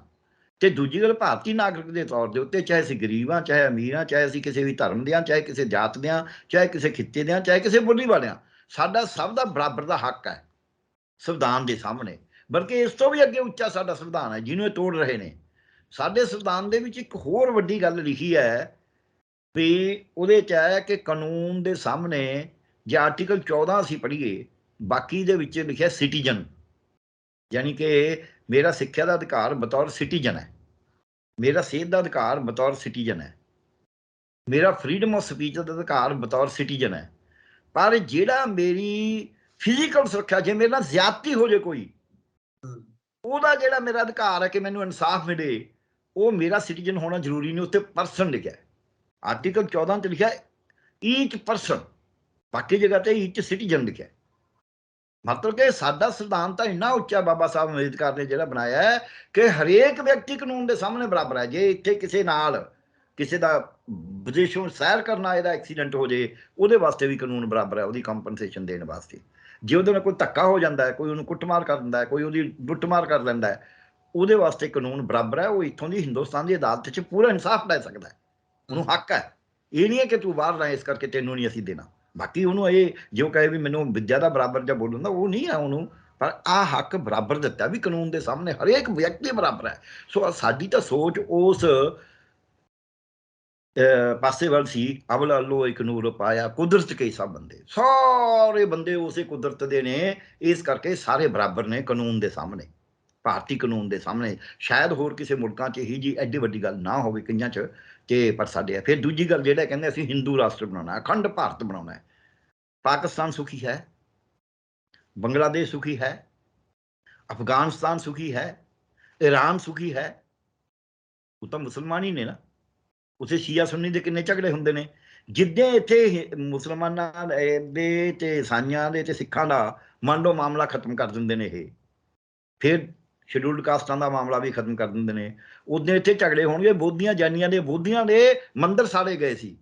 ਜਿਹੜੀ ਗਿਆ ਯੂਨੀਵਰਸਿਟੀ ਸੀ, ਉਹ ਨਲੰਦਾ ਦੀ ਯੂਨੀਵਰਸਿਟੀ ਬੋਧੀਆਂ ਦੀ ਯੂਨੀਵਰਸਿਟੀ ਸੀ, ਉਹ ਸਾੜੀ ਗਈ। ਸਾੜੀ ਕਿਹਨਾਂ ਨੇ? ਸ਼ੰਕਰਾਚਾਰੀਆਂ ਨੇ। ਬੋਧੀਆਂ ਨੂੰ ਤਾਂ ਖਤਮ ਕਰਨ ਦੀ ਕੋਸ਼ਿਸ਼ ਕਰੀ ਹੋਈ ਹੈ। ਇਸੇ ਕਰਕੇ ਬੁੱਧ ਧਰਮ ਹੈ ਜਿਹੜਾ ਨੇਪਾਲ 'ਚ ਹੈ, ਚੀਨ 'ਚ ਹੈ, ਕੋਰੀਆ 'ਚ ਹੈ, ਸਾਡੇ ਨਹੀਂ ਹੈਗਾ, ਬਰਮਾ 'ਚ ਹੈ। ਬਹੁਤ ਜਗ੍ਹਾ ਤੇ ਬੁੱਧ ਧਰਮ ਫੈਲਿਆ ਹੋਇਆ। ਉਰੇ ਬੁੱਧ ਧਰਮ ਦਾ ਆਪਾਂ ਨੂੰ ਪਤਾ ਹੀ ਹੈ ਜਿੰਨਾ ਕੁ ਰਹਿ ਗਿਆ, ਕਿਉਂਕਿ ਇਹਨਾਂ ਨੇ ਉਹਨੂੰ ਖਤਮ ਕਰਿਆ, ਖਦੇੜਿਆ। ਹੁਣ ਉਹ ਕਹਿੰਦੇ ਨੇ ਵੀ ਜਿਵੇਂ ਅਸੀਂ ਬੁੱਧ ਧਰਮ ਨੂੰ ਖਦੇੜਿਆ ਸੀ, ਬੁੱਧ ਧਰਮ ਨੂੰ ਹੋਰ ਕੋਈ ਧਰਮ ਤਾਂ ਇਹ ਜਿਹਾ ਜਿਹੜੇ ਜੈਨੀ ਨੇ ਉਹ ਤਾਂ ਵਿੱਚ ਰਲਾਈ ਨੇ ਇਹਨਾਂ ਦੇ। ਬੁੱਧ ਧਰਮ ਨੂੰ ਖਦੇੜਿਆ ਸੀ, ਉਹਦਾ ਬਿਲਕੁਲ ਜਿਹੜਾ ਵਿਸ਼ਵਾਸ ਸੀ, ਹਾਲਾਂਕਿ ਜੈਨੀਆਂ ਦਾ ਵੀ ਵਿਸ਼ਵਾਸ ਥੋੜ੍ਹਾ ਵੱਖਰਾ ਸੀਗਾ। ਤੇ ਚਾਰਵਾਕ ਨੂੰ ਜਿਵੇਂ ਅਸੀਂ ਖਦੇੜਿਆ ਸੀ, ਇਹ ਕਹਿੰਦੇ ਨੇ, ਤੇ ਲੋਕਾਇਤਾਂ ਨੂੰ ਜਿਵੇਂ ਅਸੀਂ ਖਦੇੜਿਆ ਸੀ, ਅੱਜ ਅਸੀਂ ਬ੍ਰਾਹਮਣਵਾਦ ਦੇ ਸਹਾਰੇ ਅਸੀਂ ਜਿਹੜੀ ਦੇਸ਼ ਦੇ ਵਿੱਚ ਲੋਕਤੰਤਰਕ ਪ੍ਰਣਾਲੀ ਹੈ ਇਹਨੂੰ ਖਦੇੜਨਾ। ਜਿਹੜੀ ਦੇਸ਼ ਦੇ ਵਿੱਚ ਸਭ ਨੂੰ ਬਰਾਬਰ ਸਮਝਣ ਵਾਲੀ ਪ੍ਰਣਾਲੀ ਹੈ, ਇਨਸਾਨੀਅਤ ਵਾਲੀ ਪ੍ਰਣਾਲੀ ਹੈ, ਉਹਨੂੰ ਖਦੇੜਨਾ। ਉਹਦੇ ਵਾਸਤੇ ਇਹ ਕੋਸ਼ਿਸ਼ਾਂ ਨੇ। ਉਹਦੇ 'ਚ ਕਸੂਰ ਮੁਸਲਮਾਨਾਂ ਦਾ ਵੀ ਹੋਏਗਾ, ਉਹਦੇ 'ਚ ਕਸੂਰ ਹਿੰਦੂਆਂ ਦਾ ਵੀ ਹੋਏਗਾ, ਉਹਦੇ 'ਚ ਸਿੱਖਾਂ ਦਾ ਵੀ ਹੋ ਸਕਦਾ ਕੱਲ੍ਹ ਨੂੰ, ਉਹਦੇ 'ਚ ਕਿਸੇ ਹੋਰ ਦਾ ਵੀ ਹੋ ਸਕਦਾ ਹੈ। ਪਰ ਇਹ ਸਾਰੀ ਸਾਜ਼ਿਸ਼ ਜਿਹੜੀ ਰਚੀ ਜਾ ਰਹੀ ਹੈ, ਇਹ ਚੋਣਾਂ ਨੂੰ ਮੱਦੇਨਜ਼ਰ ਰੱਖ ਕੇ ਸਿਆਸੀ ਪਾਰਟੀਆਂ ਆਪਣੀਆਂ ਰੋਟੀਆਂ ਸੇਕਣ ਵਾਸਤੇ ਲੋਕਾਂ ਦੇ ਬੱਚਿਆਂ ਦੇ ਕਤਲ ਕਰਾ ਰਹੀਆਂ ਨੇ। ਬਿਲਕੁਲ ਬਿਲਕੁਲ। ਇਸੇ ਕਰਕੇ ਇਹ ਸਵਾਲ ਜਿਹੜੇ ਨੇ ਲਗਾਤਾਰ ਮੀਡੀਆ 'ਚ ਖੜੇ ਹੁੰਦੇ ਨੇ ਕਿ ਉਹ ਲੋਕ ਕੌਣ ਨੇ ਜਿਨ੍ਹਾਂ ਲੋਕਾਂ ਨੂੰ ਇਸ ਤਰ੍ਹਾਂ ਅੱਗੇ ਕਰ ਦਿੱਤਾ ਜਾਂਦਾ ਹੈ ਤੇ ਉਹਨਾਂ ਨੂੰ ਸਹੀ ਰਾਹ ਤੇ ਕਿੱਦਾਂ ਪਾਇਆ ਜਾਵੇ। ਡਾਕਟਰ ਸਾਹਿਬ, ਮੈਂ ਆਖਰੀ ਸਵਾਲ ਹੁਣ ਇਹ ਕਰਨਾ ਹੈ ਕਿ ਜਦੋਂ ਤੁਸੀਂ ਸਿੱਖਾਂ ਦੀ ਗੱਲ ਕਰਦੇ ਹੋ, ਮੇਰੇ ਧਿਆਨ ਵਿੱਚ ਵੀ ਆ ਰਿਹਾ ਸੀ ਕਿ ਕੱਲ ਨੂੰ ਪੰਜਾਬ ਵਾਲੇ ਆਪਣੀ ਖੈਰ ਕਿੱਦਾਂ ਮਨਾਉਣਗੇ। ਪੜੋਸੀ ਕੇ ਜੋ ਹੁਆ ਤੂੰ ਆਪਣੇ ਪੀ ਜਾਨ ਵਾਲੀ ਗੱਲ ਆ ਕਿ ਜੇ ਜਿਵੇਂ ਹੁਣ ਇੱਥੇ ਆ ਜਦੋਂ ਇਹਨਾਂ ਨੇ ਬਿਜਲੀ ਵਾਲਾ ਐਲਾਨ ਕੀਤਾ ਤਾਂ ਸੋਸ਼ਲ ਮੀਡੀਆ ਦੇ ਉੱਤੇ ਇੱਕ ਹਵਾ ਜੀ ਖੜੀ ਹੋ ਗਈ ਕਿ ਜੀ ਜਨਰਲ ਕੈਟਾਗਰੀ ਦੀ ਤੁਸੀਂ ਕਿਉਂ ਨਹੀਂ ਸੋਚੀ, ਉਹਨਾਂ ਨੂੰ ਵੱਖਰਾ ਕਰ ਦਿੱਤਾ, ਜਾਂ ਕਈ ਫੋਨ ਲਾਉਣ ਲੱਗ ਗਏ ਮੰਤਰੀਆਂ ਨੂੰ। ਤੇ ਇਹਦੇ ਵਿੱਚ ਇੱਕ ਇਹ ਵੀ ਆ ਕਿ ਦਲਿਤ ਭਾਈਚਾਰਾ ਤੇ ਜੱਟ ਭਾਈਚਾਰਾ ਇੱਕ ਵੱਖਰੇਵਾਂ ਜਾਂ ਮਤਲਬ ਕਿ ਉਹ ਸਿਆਸੀ ਤੌਰ ਦੇ ਉੱਤੇ ਨਜ਼ਰ ਆਇਆ, ਸਿਆਸੀ ਤੌਰ ਦੇ ਉੱਤੇ ਉਹ ਮੈਦਾਨ ਤਿਆਰ ਹੋਇਆ। ਜਿਵੇਂ ਪਹਿਲਾਂ ਇਹਨਾਂ ਨੇ ਦਲਿਤਾਂ ਨੂੰ ਵੋਟਾਂ ਤੋਂ ਪਹਿਲਾਂ ਵੱਖਰਾ ਕਰਨ ਦੀ ਕੋਸ਼ਿਸ਼ ਕੀਤੀ ਸੀਗੀ, ਪਰ ਉਹ ਆਮ ਆਦਮੀ ਪਾਰਟੀ ਸਰਕਾਰ ਨਾਲ ਪਤਾ ਲੱਗ ਗਿਆ ਕਿ ਉਹ ਪੱਤੇ ਬਾਕੀ ਸਿਆਸੀ ਧਿਰਾਂ ਦੇ ਨਹੀਂ ਚੱਲੇ। ਪਰ ਹੁਣ ਦੀ ਅੱਜ ਦੀ ਘੜੀ ਤਾਂ ਇਹ ਵੀ ਦਿਖ ਰਿਹਾ, ਇਹ ਵੀ ਨਜ਼ਰ ਆ ਰਿਹਾ ਕਿ ਇਹ ਵੀ ਕਿਸੇ ਨਾ ਕਿਸੇ ਢੰਗ ਨਾਲ ਇੱਕ ਤਰੀਕੇ ਦੀ ਸਿਆਸੀ ਫਿਰਕਾ ਪ੍ਰਸਤੀ ਹੈ। ਬਿਲਕੁਲ ਠੀਕ ਹੈ, ਕੋਈ ਸ਼ੱਕ ਨਹੀਂ ਹੈ। ਜੇ ਆਪਾਂ ਸਿਆਸੀ ਫਿਰਕਾਪ੍ਰਸਤੀ ਦੀ ਗੱਲ ਦੇਖੀਏ, ਜਿਹੜੇ ਇਹ ਗੁੱਜਰਾਂ ਦੇ ਤੇ ਸਿੱਖਾਂ ਦੇ ਝਗੜਾ ਕਰਾਇਆ, ਉਹ ਵੀ ਤਾਂ ਏਜੰਸੀਆਂ ਦਾ ਕੰਮ ਸੀਗਾ। ਸੋ ਇੱਕ ਤਾਂ ਸਿੱਖਾਂ ਨੂੰ ਸਿੱਖਾਂ ਨਾਲ ਲੜਾਉਣਾ, ਮੁਸਲਮਾਨਾਂ ਨਾਲ ਮਾੜਾ ਮੋਟਾ ਜਿੰਨਾ ਵੀ, ਹਾਲਾਂਕਿ ਮੁਸਲਮਾਨਾਂ ਨਾਲ ਸਿੱਖਾਂ ਦਾ ਕੋਈ ਲੜਾਈ ਹੁੰਦੀ ਨਹੀਂ, ਪਰ ਉਹ ਗੁੱਜਰਾਂ ਦੇ ਰੂਪ 'ਚ ਗੁੱਜਰ ਮੁਸਲਮਾਨ ਨੇ। ਇਸੇ ਤਰ੍ਹਾਂ ਹੀ ਹਿੰਦੂ ਸਿੱਖ ਦਾ ਝਗੜਾ ਕਰਾਉਣਾ, ਖਾਲਿਸਤਾਨ ਦੇ ਨਾਅਰੇ ਲਾ ਕੇ, ਇਹ ਕਰਕੇ ਉਹ ਕਰਕੇ। ਹੁਣ ਵੱਡਾ ਝਗੜਾ ਚਲਾਉਣ ਵਾਸਤੇ, ਇਸ ਤੋਂ ਵੀ ਵੱਡੀ ਗੱਲ ਮੈਂ ਕਹਿ ਦਿੰਦਾ, ਇਹਨਾਂ ਨੇ ਕਹਿਤਾ ਵੀ ਜਿਹੜਾ ਹਰਿਮੰਦਰ ਸਾਹਿਬ ਹੈ ਇਹ ਤਾਂ ਸਾਡੇ ਵਿਸ਼ਨੂੰ ਜੀ ਦਾ ਮੰਦਿਰ ਸੀ। ਔਰ ਇਹ ਗੱਲ ਸ਼ੁਰੂ ਕਰ ਦੇਣੀ ਹੈ। ਜਦ ਇਹ ਗੱਲ ਸ਼ੁਰੂ ਕਰਨਗੇ ਤੇ ਫਿਰ ਫਸਾਦ ਹੋਣੇ ਨੇ, ਫਿਰ ਝਗੜਾ ਪੈਣਾ ਹੀ ਪੈਣਾ। ਜਦ ਇਹਨਾਂ ਨੇ ਪਿੱਛੇ ਕੱਲ੍ਹ ਹੀ ਆ ਰਿਹਾ ਸੀ, ਇਹਨਾਂ ਨੇ ਉੱਥੇ ਮਖੂ ਦੇ ਵਿੱਚ ਕਿਸੇ ਗੁਰਦੁਆਰੇ ਦੇ ਵਿੱਚ ਮੂਰਤੀਆਂ ਰਖਾਤੀਆਂ, ਮੂਰਤੀਆਂ ਸਥਾਪਿਤ ਕਰਾਤੀਆਂ। ਜਾਂ ਸਿੱਖ ਧਰਮ ਨੂੰ ਤੁਸੀਂ ਇੱਦਾਂ ਚੈਲੰਜ ਕਰੋਗੇ, ਫਿਰ ਉਹਨੂੰ ਪਿਆਰ ਮੁਹੱਬਤ ਨਾਲ ਹੱਲ ਕਰਨ ਦੀ ਬਜਾਏ ਕੋਸ਼ਿਸ਼ ਇਹ ਹੋਏਗੀ ਵੀ ਕੁਝ ਬੰਦੇ, ਇਹਨਾਂ ਦੇ ਬੰਦੇ ਖੜੇ ਹੋ ਕੇ ਜਾ ਕੇ ਤਲਵਾਰਾਂ ਲੈ ਕੇ ਉੱਥੇ ਜਾਣਗੇ ਸਿੱਖਾਂ ਦੇ ਰੂਪ 'ਚ, ਵੀ ਹੁਣ ਇਹਨਾਂ ਦੇ ਟੋਟੇ ਕਰ ਦਿਓ, ਹੁਣ ਇਹਨਾਂ ਨੂੰ ਵੱਢ ਕੇ ਅੰਦਰ ਕਰ ਦਿਓ। ਇਹਨਾਂ ਨੇ ਕੋਸ਼ਿਸ਼ ਕਰੀ ਸੀ ਜਦ ਦਰਬਾਰ ਸਾਹਿਬ ਦੀ ਘਟਨਾ ਹੋਈ ਸੀ, ਇਹਨਾਂ ਨੇ ਕੋਸ਼ਿਸ਼ ਕਰੀ ਸੀ ਜੇ ਕਪੂਰਥਲੇ ਦੀ ਘਟਨਾ ਹੋਈ ਸੀ, ਪਰ ਉਹ ਫਿਰ ਫਾਦ ਹੋ ਗਈ। ਲੋਕ ਪੰਜਾਬ ਦੇ ਇੰਨੇ ਚੇਤਨ ਹੋ ਗਏ। ਅੱਜ ਸਹੀ ਗੱਲ ਹੈ, ਤੁਸੀਂ ਜਿਹੜਾ ਇਹ ਬਿਜਲੀ ਦੇ ਉੱਤੇ ਇਹਨਾਂ ਨੇ ਲਿਆ ਹੈ, ਇਹ ਸਟੈਂਡ ਗਲਤ ਲਿਆ। ਇਹਨਾਂ ਨੂੰ ਜਿਹੜਾ 300 ਯੂਨਿਟ ਵਾਲਾ ਸੀ, ਉਹ SC BC BPL ਕਹਿਣ ਦੀ ਬਜਾਏ ਉਹਨਾਂ ਨੂੰ ਕਹਿੰਦੇ, ਜਿਹੜਾ ਵੀ ਮੈਂ ਕੱਲ੍ਹ ਕਿਸੇ ਨਾਲ ਗੱਲ ਕਰ ਰਿਹਾ, ਸਵੇਰੇ ਸਵੇਰੇ ਅਸੀਂ ਜਾ ਰਹੇ ਸੀਗੇ ਤੇ ਦਲਤਾਂ ਨੇ ਹੀ ਇੱਕ ਆਪਣਾ ਰੱਖਿਆ ਹੋਇਆ ਸੀ ਪ੍ਰੋਗਰਾਮ, ਉਹਦੇ ਵਿੱਚ ਮੈਂ ਬੋਲਣਾ ਸੀ ਬਾਬਾ ਸਾਹਿਬ ਡਾਕਟਰ ਭੀਮ ਰਾਮ ਜੀ ਅੰਬੇਦਕਰ ਜੀ ਦੇ ਉੱਪਰ। ਤੇ ਉਹ ਤਾਂ ਬਹੁਤ ਵੱਡੀ ਮਹਾਨ ਸ਼ਖਸੀਅਤ ਸੀਗੇ, ਕੁਛ ਦੋ ਰਾਏ ਨਹੀਂ ਉਹਦੇ 'ਚ, ਜਿੰਨੇ ਵੱਡੇ ਵਿਦਵਾਨ ਤੇ, ਪਰ ਉਹਨਾਂ ਨੇ ਤਾਂ ਸਮਾਜ ਵਾਸਤੇ ਕੰਮ ਕਰਿਆ ਸੀ, ਦਲਿਤ ਸਮਾਜ ਨੂੰ ਉਠਾਉਣ ਵਾਸਤੇ ਕਰਿਆ ਸੀ, ਪੂਰੇ ਭਾਰਤ ਨੂੰ ਉੱਚਾ ਚੱਕਣ ਵਾਸਤੇ ਕਰਿਆ ਸੀ। ਸੰਵਿਧਾਨ ਦੇ ਵਿੱਚ ਬਹੁਤੀ ਕੰਟਰੀਬਿਊਸ਼ਨ ਉਹਨਾਂ ਦੀ ਆਪ ਦੇ ਤਰੀਕੇ ਨਾਲ ਲਿਖਣ ਦੇ ਵਿੱਚ, ਕਿਉਂਕਿ ਜਿਹੜਾ ਬੰਦੇ ਨੂੰ ਆਪਾਂ ਕੋਈ ਗੱਲ ਕਹਿ ਦਈਏ ਨਾ, ਜਦ ਉਹ ਲਿਖਦਾ ਹੈ, ਲਿਖਣ ਵਾਲੇ ਦੀ ਉਹਦੇ 'ਚ ਬਹੁਤ ਸਿਆਣਪ ਦੀ ਲੋੜ ਹੁੰਦੀ ਹੈ, ਨਹੀਂ ਤਾਂ ਉਹ ਗੜਬੜ ਹੋ ਜਾਂਦੀ ਹੈ, ਕਹੀ ਹੋਈ ਗੱਲ ਵੀ ਲਿਖੀ। ਸੋ ਜੇ ਸੰਵਿਧਾਨ ਇੰਨਾ ਵਧੀਆ ਲਿਖਿਆ ਗਿਆ ਹੈ, ਉਹ ਡਰਾਫਟ ਕਮੇਟੀ ਦੇ ਚੇਅਰਮੈਨ ਸੀ ਔਰ ਕੱਢ ਹੀ ਰਹਿ ਗਏ ਸੀ ਬਾਅਦ 'ਚ। ਇੰਨਾ ਸੰਵਿਧਾਨ ਲਿਖਣਾ, ਇੰਨੀ ਮਿਹਨਤ ਕਰਨੀ, ਉਹ ਬੜਾ ਵੱਡਾ ਉਹਨੇ ਰਿਵਿਜ਼ਤਾ ਦਾ 2-2 PhDਆਂ ਕਰਨੀਆਂ ਬਾਹਰਲੀਆਂ ਯੂਨੀਵਰਸਿਟੀਆਂ 'ਚੋਂ, ਇਹ ਕੋਈ ਵੱਡੀ ਮਤਲਬ ਹੋ ਨਹੀਂ ਹੈ, ਛੋਟੀ ਗੱਲ ਨਹੀਂ ਹੈ। ਪਰ ਇੱਕ ਗੱਲ ਪੱਕੀ ਹੈ ਵੀ ਉਹਦੇ ਵਿੱਚ ਜਿਹੜਾ ਇਹ ਮੈਂ ਰਸਤੇ ਜੋ ਕਹਿ ਰਿਹਾ ਸੀ ਵੀ ਇਹ ਜਾਂ ਤਾਂ ਇਹ ਕਹਿੰਦੇ ਵੀ 300 ਤੋਂ ਵੱਧ, ਜਿਹਦੇ ਹੁਣ ਤੁਸੀਂ ਦੱਸੋ ਕਿਹੜਾ ਉਹਨੂੰ BPL ਕਿਵੇਂ ਮੰਨਿਆ ਜਾਵੇ ਜਿਹੜਾ 300 ਤੋਂ ਉੱਪਰ ਯੂਨਿਟ ਹਰ ਮਹੀਨੇ ਬਿਜਲੀ ਦੇ ਫੂਕਦਾ? ਉਹ BPL ਮੰਨਿਆ ਨਹੀਂ ਜਾ ਸਕਦਾ। ਉਹਦਾ ਕਾਰਨ ਕੀ ਹੈ? ਕਾਰਨ ਇਹ ਹੈ ਵੀ ਜੇ ਉਹਨੂੰ ਪੈਸੇ ਦੇਣੇ ਪੈਣ, ਜੋ ਅੱਜ ਕੱਲ੍ਹ ਰੇਟ ਚੱਲ ਰਿਹਾ ਸ਼ਾਇਦ 7-8 ਰੁਪਏ ਚੱਲਦਾ ਯੂਨਿਟ ਦਾ, ਮੈਨੂੰ ਤਾਂ ਪਤਾ ਨਹੀਂ ਪੰਜਾਬ 'ਚ, ਕਿਉਂਕਿ ਇੱਥੇ ਚੰਡੀਗੜ੍ਹ ਤਾਂ ਅੱਧਾ ਰੇਟ ਹੈ, ਇਸ ਕਰਕੇ ਸਾਨੂੰ ਤਾਂ ਪਤਾ ਹੀ ਨਹੀਂ ਲੱਗਦਾ ਵੀ ਪੰਜਾਬ 'ਚ ਰੇਟ ਕੀ ਹੈ। ਚੰਡੀਗੜ੍ਹ ਤਾਂ ਮੁਫਤ ਵਰਗੀ ਬਿਜਲੀ ਹੈ, ਤੇ ਉਹ ਜੇ 7 ਰੁਪਏ ਵੀ ਹੋਵੇ ਤਾਂ 2100 ਰੁਪਇਆ ਹੋ ਗਿਆ। ਜਿਹੜਾ ਬੰਦਾ 2100 ਰੁਪਇਆ ਬਿਜਲੀ ਦਾ ਬਿੱਲ ਦੇ ਸਕਦਾ ਹੈ ਮਹੀਨੇ ਦਾ, ਤੇ ਭਾਈ ਉਹ ਕਿੱਥੋਂ BPL ਰਹਿ ਗਿਆ? ਉਹਨੂੰ ਤੁਸੀਂ ਕਿਹੜੇ ਐਂਗਲ ਤੋਂ BPL, ਕਿਹੜੇ ਨੁਕਤੇ ਤੋਂ, ਕਿਹੜੇ ਜ਼ਾਵੀਏ ਤੋਂ BPL ਕਹਿੰਦੇ ਹੋ? ਸੋ ਇਸ ਕਰਕੇ ਇੱਥੇ ਕੀ ਕਰ ਰਹੇ ਨੇ ਇਹ, ਸੱਚੀ ਮੁੱਚੀ ਜਿਹੜੇ ਗਰੀਬ ਨੇ ਉਹਨਾਂ ਨੂੰ ਛੱਡ ਕੇ ਬਾਕੀ ਜਿਹੜੇ ਤਕੜੇ ਨੇ ਵਿੱਚ ਵਿਚਾਲੇ ਦਰਜੇ ਦੇ, ਉਹਨਾਂ ਨੂੰ ਚਾਹੀਦਾ ਇਹ ਸੀ, ਪਹਿਲੀ ਗੱਲ ਤਾਂ ਜੇ ਤੁਸੀਂ ਕੁਝ ਵੀ ਦੇਣਾ ਹੈ, ਹੁਣ ਤੱਕ ਕਿਉਂਕਿ ਇਹਨਾਂ ਦਾ ਵਾਅਦਾ ਸੀ ਕੁਝ ਨਾ ਕੁਝ ਕਰਨਾ ਹੀ ਸੀ, ਤੁਸੀਂ ਕੁਝ ਵੀ ਦੇਣਾ ਉਹਦੇ 'ਚ ਗ੍ਰੇਡਡ ਸਬਸਿਡੀ ਦੇ ਦਿਓ। ਤੁਸੀਂ ਕਹੋ ਵੀ ਮੈਂ ਕਿਉਂ ਕਹਿਣਾ ਇਹ? ਮੈਂ ਇਸ ਕਰਕੇ ਕਹਿਣਾ ਕਿ ਮੈਂ ਯੂਨੀਵਰਸਿਟੀ ਦੇ ਵਿੱਚ ਅਸੀਂ ਕਰਿਆ ਕਿ ਵੀ ਕਾਉਂਸਲਿੰਗ 'ਚ ਆਉਂਦੇ ਸੀ ਬੱਚੇ, ਤੇ ਉੱਥੇ ਚਾਹ ਨਹੀਂ ਮਿਲਦੀ ਸੀ, ਪਾਣੀ ਪੀਣ ਦਾ ਹਾਲ ਬੁਰਾ ਹੁੰਦਾ ਸੀ, ਲੋਕ ਲੱਭਦੇ ਫਿਰਦੇ ਰਹਿੰਦੇ ਸੀ। ਜਿੱਦੇ ਅਸੀਂ ਗਏ, ਅਸੀਂ ਜਾਣ ਸਾਰੇ ਇਹ ਫੈਸਲਾ ਕਰਤਾ ਵੀ ਯਾਰ ਇੱਥੋਂ ਠੇਕੇਦਾਰਾਂ ਨੂੰ ਕੰਟੈਕਟ ਕਰੋ, ਇਹਨਾਂ ਨੂੰ ਕਹੋ ਇੱਥੇ 10 ਰੁਪਏ ਤੁਸੀਂ ਦਾਲ ਰੋਟੀ ਜਾਂ ਛੋਲੇ ਭਟੂਰੇ ਜਾਂ ਪੂਰੀ ਛੋਲੇ ਦੇਣੇ ਨੇ, ਉਹ 10 ਰੁਪਏ ਤੋਂ ਵੱਧ ਨਹੀਂ ਦੇਣੇ, ਜੇ ਤੁਸੀਂ ਇੱਥੇ ਲਾਉਣਾ ਤੇ ਤੁਹਾਡਾ ਲਵਾ ਦੇਣਾ, ਅਸੀਂ ਤਾਂ ਕੋਈ ਉਹ ਨਹੀਂ ਲੈਣਾ ਪੈਸਾ। ਇੰਨੇ 2-3 ਹਜ਼ਾਰ ਲੋਕ ਰੋਜ਼ ਆਏ ਕਰਨ, ਉਹ ਬੜੀ ਛੇਤੀ, ਉਦੋਂ ਤਾਂ ਸਸਤਾ ਭਾਅ ਸੀਗਾ 2006-7-8 'ਚ, ਤੇ ਉਹ ਲੱਗ ਜਾਂਦੇ ਸੀ, ਖਿਲਾ ਦਿੰਦੇ ਸੀ ਉਹ ਨਾਲ। ਅਸੀਂ ਚਾਹ ਤੇ ਪਕੌੜਿਆਂ ਦਾ ਕਿਹਾ ਵੀ ਤੁਸੀਂ ਜਿਹੜਾ ਵੀ ਜਿੰਨੀ ਮਰਜ਼ੀ ਚਾਹ ਪੀ ਜਾਵੇ, 1 ਰੁਪਿਆ ਕੱਪ ਚਾਹ ਦਾ ਲੈਣਾ, 1 ਰੁਪਿਆ ਬ੍ਰੈਡ ਪਕੌੜੇ ਦਾ ਲੈਣਾ, ਬਾਕੀ ਪੈਸੇ ਉਹਦੇ ਅਸੀਂ ਦੇਵਾਂਗੇ, ਤੇ ਤੁਸੀਂ ਆਪਦੇ ਲਿਖੀ ਜਾਓ ਵੀ ਇੰਨੇ ਪਕੌੜੇ ਵੇਚਤੇ ਜੀ, ਇੰਨੇ ਚਾਹ ਦੇ ਕੱਪ ਵੇਚਤੇ, ਉਹਦਾ ਰੇਟ ਕਰ ਲਿਆ ਉਹਨਾਂ ਨਾਲ ਵੀ ਇਸ ਰੇਟ ਤੇ ਅਸੀਂ ਤੁਹਾਨੂੰ ਪੈਸੇ ਦੇਵਾਂਗੇ, 1 ਰੁਪਏ ਦੇ ਹਿਸਾਬ ਨਾਲ ਉਹਨਾਂ ਤੋਂ ਲਈ ਜਾਓ, ਬਾਕੀ ਅਸੀਂ ਦੇ ਦਾਂਗੇ। ਮੈਨੂੰ ਪੁੱਛਿਆ ਵੀ ਇਹ ਕਿਉਂ ਕਰਿਆ? ਮੈਂ ਕਿਹਾ ਇਸ ਕਰਕੇ ਕਰਿਆ ਵੀ ਲੋਕ ਵੇਸਟ ਨਾ ਕਰਨ। ਜਿਵੇਂ ਕਿਸੇ ਨੇ ਠਿਆਨੀ ਕਮਾਈ ਨਾ, ਜਦ ਆਪ ਕਮਾਈ ਉਦੋਂ ਕਹਿੰਦਾ ਹੁਣ ਨਹੀਂ ਹੋ ਜਾ ਸਕਦੀ। ਸੋ ਇਸ ਕਰਕੇ ਇਹ ਕਹਾਣੀਆਂ ਬਚਪਨ 'ਚ ਐਵੇਂ ਨਹੀਂ ਸੁਣਾਈਆਂ ਜਾਂਦੀਆਂ ਸੀ, ਮੈਂ ਉਹਨਾਂ 'ਚੋਂ ਸਿੱਖਿਆ ਹੋਇਆ। ਉਹ ਸੱਚੀ ਮੁੱਚੀ ਸਾਡਾ ਵੇਸਟ ਵੀ ਨਹੀਂ ਹੁੰਦਾ ਸੀ, ਆਲੇ ਦੁਆਲੇ ਆਏ ਨਹੀਂ ਦਿਖਦਾ ਸੀ ਉੱਥੇ ਪਕੌੜਾ ਸੁੱਟਿਆ ਪਿਆ, ਉੱਥੇ ਚਾਹ ਡੋਲੀ ਪਈ ਹੈ, ਕਿਉਂਕਿ ਬੰਦਾ 1 ਰੁਪਿਆ ਜਦ ਲਾਉਂਦਾ ਉਹਨੂੰ ਥੋੜ੍ਹਾ ਧਿਆਨ ਨਾਲ ਵਰਤਦਾ, ਤੇ ਅਸੀਂ ਉਹਨਾਂ ਨੂੰ ਸਹੂਲਤ ਦੇਣੀ ਸੀ, ਉਹ ਵੀ ਦੇਤੀ। ਸੋ ਇਹ ਕੀ ਕਰ ਸਕਦੇ ਸੀ ਵੀ ਬਹੁਤ ਗਰੀਬ ਨੂੰ, ਚਲੋ ਤੁਸੀਂ ਕਹਿ ਲਓ ਵੀ ਜਿਹੜਾ 50-100 ਯੂਨਿਟ ਵਾਲਾ ਉਹਨੂੰ ਮਾਫ਼ ਕਰਕੇ, ਹਾਲਾਂਕਿ 50-100 ਯੂਨਿਟ ਕਾਫੀ ਹੁੰਦੇ ਨੇ, ਤੇ ਪਰ ਜਿਹੜਾ ਉਦੋਂ ਥੋੜ੍ਹਾ ਜਿਹਾ ਉੱਪਰ, ਉਹ ਤੋਂ ਵੈਸੇ ਤਾਂ 1 ਰੁਪਿਆ ਯੂਨਿਟ ਲੈ ਲਓ ਤੁਸੀਂ, 1 ਰੁਪਿਆ ਯੂਨਿਟ ਤਾਂ ਕੋਈ ਵੀ ਦੇਊਗਾ, ਜਿਹੜਾ ਬਿਜਲੀ ਚਾਹੁੰਦਾ ਹੈ ਹੋਰ ਚੀਜ਼ਾਂ 'ਤੇ ਵੀ ਤਾਂ ਖਰਚਾ ਕਰਦਾ 1 ਰੁਪਿਆ ਯੂਨਿਟ ਦੇ ਦੂਗਾ। ਉਦੋਂ ਅੱਗੇ ਤੁਸੀਂ 2 ਕਰ ਦਿਓ, ਫਿਰ 3 ਕਰ ਦਿਓ, ਤੁਸੀਂ ਗ੍ਰੇਡਡ ਬਣਾਈ ਜਾਓ ਵੀ ਇਸ ਤਰ੍ਹਾਂ ਅਸੀਂ ਲਵਾਂਗੇ, ਤੇ ਉਹਦੇ ਨਾਲ ਨਾਲੇ ਤਾਂ ਤੁਹਾਨੂੰ ਪੈਸੇ ਦੀ ਆਮਦਨ ਜ਼ਿਆਦਾ ਹੋ ਜਾਏਗੀ, ਨਾਲੇ ਲੋਕਾਂ ਨੂੰ ਹੋਊਗਾ ਵੀ ਬਿਜਲੀ ਆਪਾਂ ਠੀਕ ਤਰੀਕੇ ਨਾਲ ਹੀ ਫੂਕੀਏ ਯਾਰ, ਐਵੇਂ ਨਾ ਵੇਸਟ ਕਰੀ ਜਾਈਏ, ਕਿਉਂਕਿ ਕੁਝ ਪੈਸੇ ਤਾਂ ਦੇਣੇ ਹੀ ਪੈਂਦੇ ਨੇ ਨਾ, ਫਿਰ ਵੀ ਉਹ ਵੇਸਟੇਜ ਬਚੇਗੀ, ਤੇ ਨਾਲੇ ਤੁਹਾਡਾ ਬਿਜਲੀ ਦਾ ਕ੍ਰਾਈਸਿਸ ਜਿਹੜਾ ਸੰਕਟ ਆ ਉਹ ਹੱਲ ਹੋਏਗਾ। ਉਹ ਤਾਂ ਇਹਨਾਂ ਨੇ ਕਰਿਆ ਨਹੀਂ। ਪਰ ਆ ਜਿਹੜਾ ਦੂਜਾ ਪਾਰਟ ਵੀ ਹੈ 300 ਯੂਨਿਟ, ਵੀ ਤੁਸੀਂ ਇਹਨਾਂ ਕੈਟੇਗਰੀ ਨੂੰ ਟੋਟਲ ਮੁਫਤ। ਮੈਂ ਇੱਕ ਸਵਾਲ ਹੈ ਮੇਰਾ ਵੀ ਇੱਕ IAS ਅਫਸਰ SC ਹੈ, ਉਹਨੂੰ ਮੁਫਤ ਬਿਜਲੀ ਕਿਉਂ? ਇੱਕ ਡਾਕਟਰ SC ਹੈ, 2.5 ਲੱਖ 2 ਲੱਖ ਤਨਖਾਹ ਦਾ ਲੈ ਰਿਹਾ, ਉਹਨੂੰ ਮੁਫਤ ਬਿਜਲੀ ਕਿਉਂ?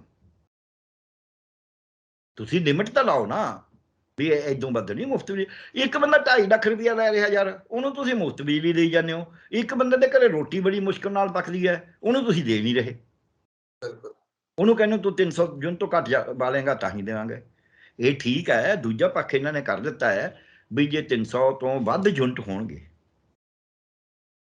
ਉਹਨਾਂ ਨੂੰ ਮੁਫਤ ਨਹੀਂ। ਉਹਦੇ 'ਚ ਮੈਂ ਅਜੇ ਪੂਰੀ ਤਰ੍ਹਾਂ ਉਹਦੀ ਨੋਟੀਫਿਕੇਸ਼ਨ ਨਹੀਂ ਆਈ। ਜੇ ਨੋਟੀਫਿਕੇਸ਼ਨ 'ਚ ਇਹ ਕਿਤੇ ਲਿਖਿਆ ਹੋਇਆ ਵੀ ਜਿਹੜੀਆਂ SC BC BPL ਪਰਿਵਾਰ ਜਿੰਨੀ ਮਰਜ਼ੀ ਬਿਜਲੀ ਫੂਕਣ ਉਹਨਾਂ ਨੂੰ ਅਸੀਂ ਸਾਰੀ ਮੁਫਤ ਦੇਣੀ ਹੈ, ਤਾਂ ਮੈਨੂੰ ਲੱਗਦਾ ਫਿਰ ਇਹ ਕਹਿਰ ਕਾਫੀ ਹੋਏਗੀ, ਫਿਰ ਇਹ ਲੋਕਾਂ ਨੂੰ ਵੰਡਣ ਦੀ ਗੱਲ ਹੋਏਗੀ। ਇਹ ਉਹੀ ਜੋ ਪਾਲਿਸੀ ਹੋਏਗੀ ਫਿਰ ਜਿੱਦਾਂ ਸਰਕਾਰ ਨੇ ਗ੍ਰਾਂਟਾਂ ਇਸ ਵਾਸਤੇ ਜਾਰੀ ਕਰਤੀਆਂ। ਮੈਂ ਆਪਦੇ ਪਿੰਡ 'ਚ ਗਿਆ, ਉੱਥੇ ਕੋਈ ਮਰਗਤ ਹੋਈ ਸੀ, ਮੈਂ ਉੱਥੇ ਸਰਪੰਚ ਨੂੰ, ਉੱਥੇ ਦੀਵਾਰ ਨਿਕਲੀ ਹੋਈ ਸ਼ਮਸ਼ਾਨ ਘਾਟ 'ਚ। ਮੈਂ ਸਰਪੰਚ ਨੂੰ ਪੁੱਛਿਆ ਵੀ ਇਹ ਦੀਵਾਰ ਕਿਉਂ ਕੱਢੀ ਹੋਈ ਹੈ? ਕਹਿੰਦਾ ਜੀ ਉੱਧਰ ਨਾ ਉਹ ਰਵਿਦਾਸੀਆਂ ਮਜਬੀ ਆਉਂਦਾ। ਮੈਂ ਕਿਹਾ ਉਹ ਕਿਉਂ?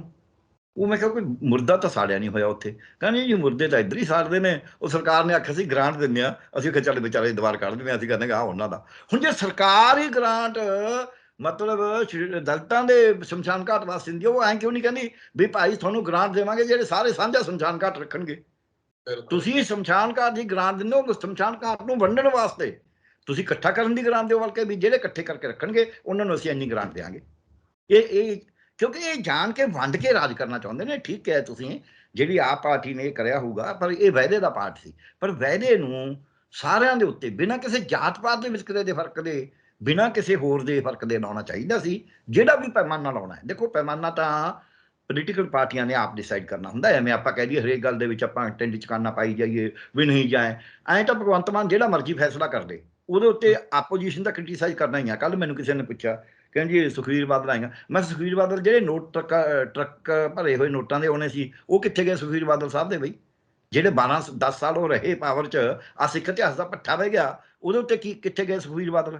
ਅੱਜ ਉਹ ਸਿੱਖ ਇਤਿਹਾਸ ਦੀ ਗੱਲ ਕਰ ਲੈਣਗੇ, ਅੱਜ ਉਹ ਸਿੱਖਾਂ ਦੇ ਹੱਕ ਦੀ ਵੀ ਗੱਲ ਕਰ ਦੇਣਗੇ। ਜਿਹਦੇ 10 ਸਾਲ ਆਪ ਰਹੇ ਨੇ, ਸ਼੍ਰੋਮਣੀ ਕਮੇਟੀ ਤਾਂ ਆਪ ਹੀ ਕਾਬਜ਼ ਨੇ, ਅਕਾਲ ਤਖਤ ਸਾਹਿਬ ਦਾ ਵੀ ਆਪ ਹੀ ਜਥੇਦਾਰ ਲਗਾਉਂਦੇ ਨੇ, ਉਹਨਾਂ ਦਾ ਕੀ ਕਰਿਆ? ਸਿੱਖ ਜੁਡੀਸ਼ੀਅਲ ਕਮਿਸ਼ਨ ਦਾ ਕੀ ਕਰਿਆ? ਸੋ ਸੁਖਬੀਰ ਬਾਦਲ ਸਾਹਿਬ ਨੂੰ ਇਹਨਾਂ ਗੱਲਾਂ ਦੇ ਉੱਤੇ ਦੂਜੇ ਨੂੰ ਕ੍ਰਿਟੀਸਾਈਜ਼ ਕਰਨ ਦਾ। ਇੱਦਾਂ ਹੀ ਕਾਂਗਰਸ ਦੇ ਤਾਂ ਮਾਫੀਆ, ਇਹਨਾਂ ਦਾ ਤਾਂ ਸ਼ਾਇਦ ਕੋਈ ਉਹ ਸੰਦੋਏ ਦਾ ਤਾਂ ਰੌਲਾ ਪਿਆ ਸੀ, ਬਾਕੀਆਂ ਦਾ ਤਾਂ ਕੋਈ ਅਜੇ ਤੱਕ ਨਹੀਂ ਪਿਆ। ਕੱਲ੍ਹ ਨੂੰ ਪੈ ਜੇ ਤਾਂ ਆਪਾਂ ਕਹਿ ਨਹੀਂ ਸਕਦੇ। ਟਰੱਕ ਯੂਨੀਅਨ ਦਾ ਕੁਛ ਆਇਆ ਹੋਇਆ ਤੇ ਪਰ ਕਾਂਗਰਸ ਦਾ ਤਾਂ ਮਾਫੀਆ ਫੜਿਆ ਗਿਆ ਸੀ ਰੇਤੇ ਦਾ, ਤੇ ਕਾਂਗਰਸ ਉਹਨੂੰ ਡਿਫੈਂਡ ਕਰ ਰਹੀ ਸੀ। ਅੱਜ ਕਾਂਗਰਸ ਮਾਫੀਆ ਰਾਜ ਦੀ ਗੱਲ ਕਰੂਗੀ ਜੇ, ਤੇ ਫਿਰ ਕਾਂਗਰਸ ਪਹਿਲਾਂ ਆਪਦਾ ਜਵਾਬ ਦੇਵੇ। ਕੋਈ ਕਹੂ ਨਹੀਂ ਜੀ ਇਹ ਫਾਇਦਾ ਤਾਂ ਕਾਂਗਰਸ ਵੀ ਕਰਕੇ ਆਈ ਸੀ, ਅਸੀਂ ਮਾਫੀਆ ਖਤਮ ਕਰਾਂਗੇ।